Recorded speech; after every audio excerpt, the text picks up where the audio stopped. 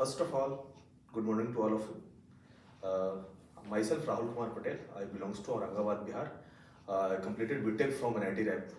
After this, I joined Resonance in 2023 as FTP.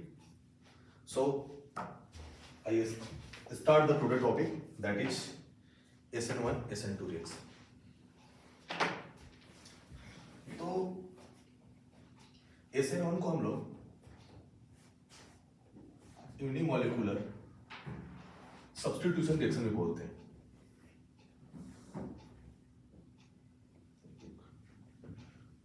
Unimolecular nucleophilic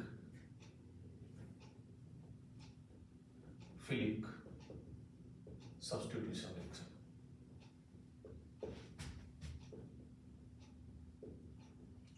और इसे short में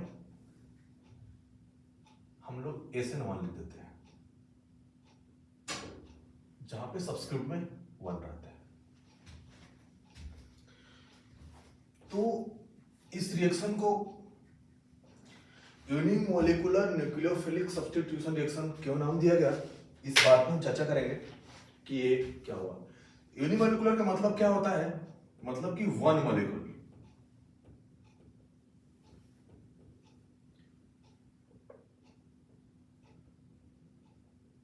मतलब कि इस रिएक्शन में एक मॉलिक्यूल एक्टिवली पार्टिसिपेट कर रहा है। न्यूक्लियोफिलिक जो वर्ड है वो न्यूक्लियोफाइल से लिया गया है, जिसका मतलब होगा न्यूक्लियस लविंग स्पीसीज। और यहां पे सब्स्टिट्यूशन का मतलब क्या है कि मतलब यहां पे न्यूक्लियोफाइल का सब्स्टिट्यूशन हो रहा है। ये था मीनिंग इस रिएक्शन का। तो अब दूसरा जो मुद्दा है कि ये रिएक्शन किस किस के लिए लागू होता है। ये जो रिएक्शन है ये अल्काइल हाइलाइड, ईथर और अल्कोहल के लिए एप्लीकेबल होता है। तो हम लोग लिख सकते हैं it is a characteristic reaction of alkyl halide, alcohol and ether. मतलब मेनली रूप से ये अल्काइल हाइलाइड, अल्कोहल और ईथर के लिए रिएक्शन है। तो इसके हम जनरल रिएक्शन को देखते हैं।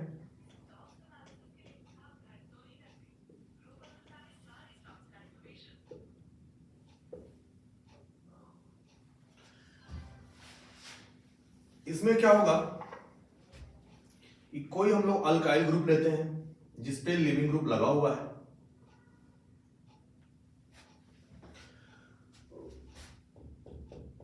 ये जो लिविंग ग्रुप के जगह पे हैलोजन, ये हैलोजन हो सकते हैं। हैलोजन क्यों होंगे, क्योंकि हैलोजन जो होते हैं वो गुड लिविंग ग्रुप होते हैं।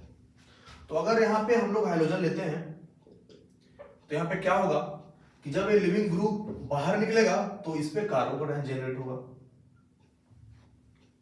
प्लस, और न्यूक्लियोफाइल यहां पे सब्स्टिट्यूट हो जाएगा और लिविंग ग्रुप बाहर निकल जाएगा। ये इसका जनरल रिएक्शन था। तो जब लिविंग ग्रुप अपने इलेक्ट्रॉन बॉन्ड पेयर को बाहर निकालेगा तो इस पे नेगेटिव चार्ज होगा। तो इसके मैकेनिज्म को देखते हैं। मैकेनिज्म, ये रिएक्शन किस तरह हो रहा है।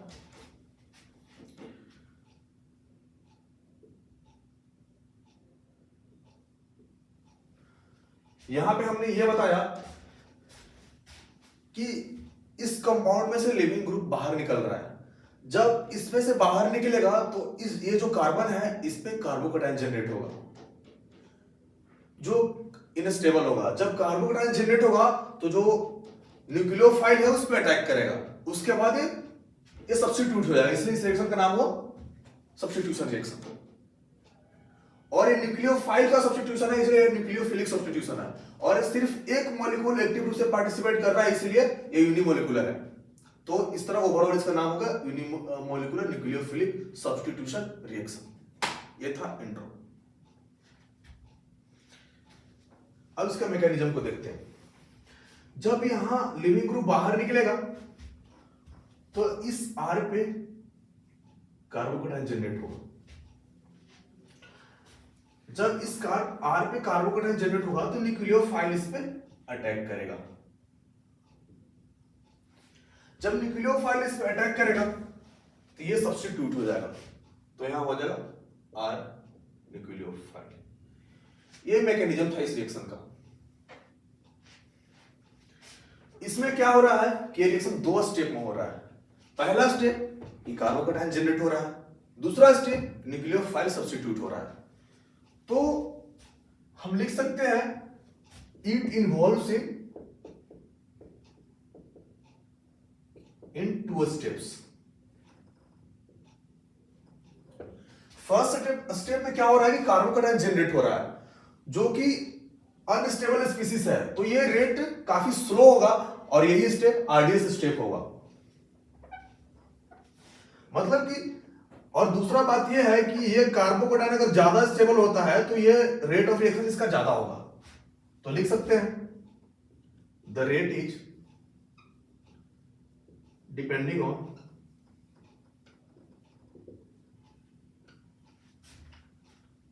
Stability of carbocation.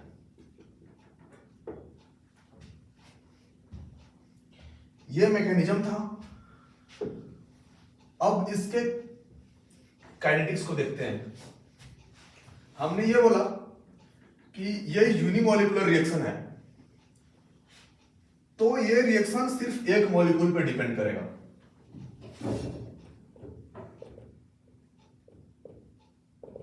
तो लिख सकते हैं rate is directly proportional to the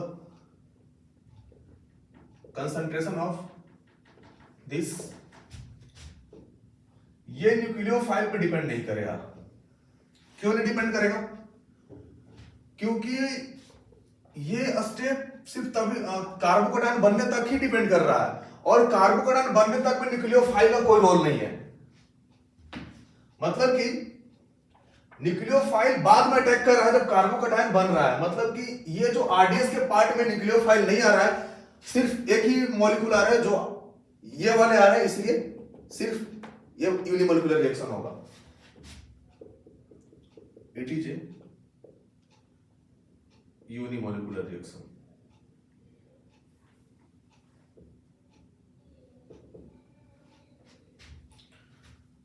अब इसके एनर्जेटिक्स को देखते हैं। एनर्जेटिक्स का मतलब यह होता है कि रिएक्शन कब स्टेबिलिटी टू अनस्टेबिलिटी जा रहा है और फाइनल प्रोडक्ट तक बनने में पोटेंशियल एनर्जी का चेंजिंग कितना हो रहा है। अगर एक्स एक्सिस पे हम लोग लिखते हैं प्रोग्रेस ऑफ रिएक्शन और वाई एक्सिस पे लिखते हैं पोटेंशियल एनर्जी, तो ग्राफ कुछ यूं होता है। ये जो फर्स्ट मैक्सिमा है ये ट्रांजिशन स्टेट फर्स्ट है, और जो सेकंड मैक्सिमा है वो ट्रांजिशन स्टेट 2 है। जो ट्रांजिशन स्टेट फर्स्ट है इसका जो मैक्सिमा है सबसे ज्यादा क्यों है? क्योंकि यहां पे कार्बोकैटायन जनरेट हो रहा है जो कि काफी अनस्टेबल है, इसलिए ये पीक सबसे ज्यादा होगा। यहां पे पीक कम क्यों है? क्योंकि इस स्टेप में न्यूक्लियोफाइल सब्स्टिट्यूट हो रहा है जो कि स्टेबिलिटी की ओर जा रहा है, इसलिए ये मैक्सिमा इसके रिस्पेक्ट में कम होगा। और यहां पे जो है इसके रिस्पेक्ट में पोटेंशियल ज्यादा इसलिए है कि ये जो कंपाउंड बन रहा है ये कम स्टेबल है इसके रिस्पेक्ट में, इसीलिए ये यहां तक नहीं है। अगर ये यहां तक आ गया होता नीचे तक तो ये ज्यादा स्टेबल होता। ये हमारा एनर्जेटिक्स था। तो हम इसमें ट्रांजिशन स्टेट फर्स्ट को देखते हैं।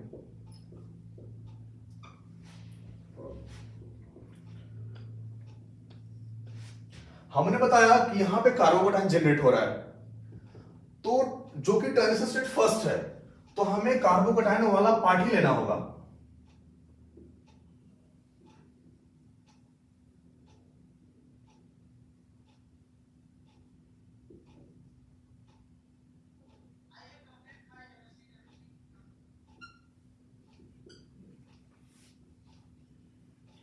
यहां पे क्या होगा,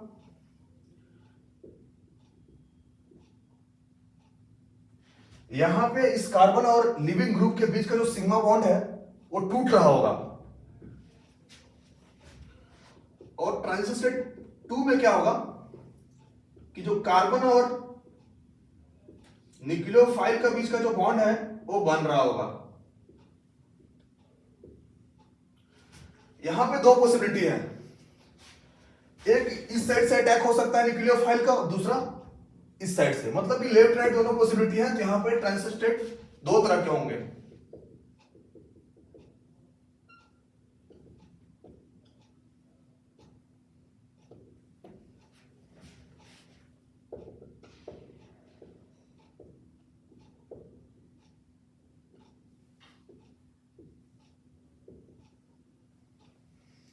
ये हमारा ये ट्रांजिशन स्टेट थे इसके दोनों।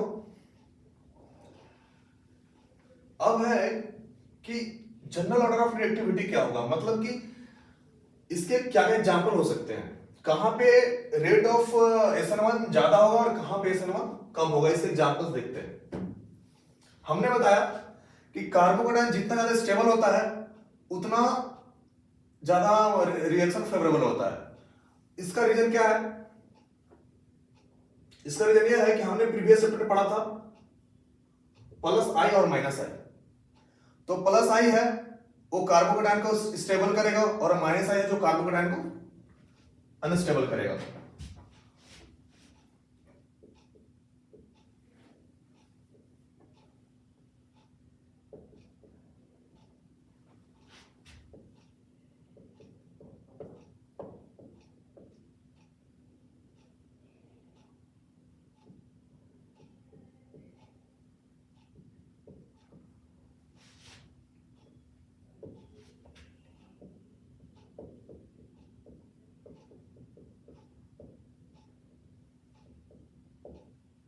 ये ऑर्डर ऐसा क्यों होगा, क्योंकि यहां पे जब कार्बोकेटायन बनेगा जिसको 4 साइड से प्लस आई मिल रहा होगा, और यहां जो कार्बोकेटायन बन रहा होगा 3 साइड से प्लस आई मिल रहा होगा, यहां पे सिर्फ एक साइड से प्लस आई मिल रहा होगा। इसलिए हमने बताया यहां पे जो कार्बोकेटायन होगा सबसे ज्यादा स्टेबल होगा, उसके बाद ये स्टेबल होगा, सबसे कम स्टेबल ये होगा। इसलिए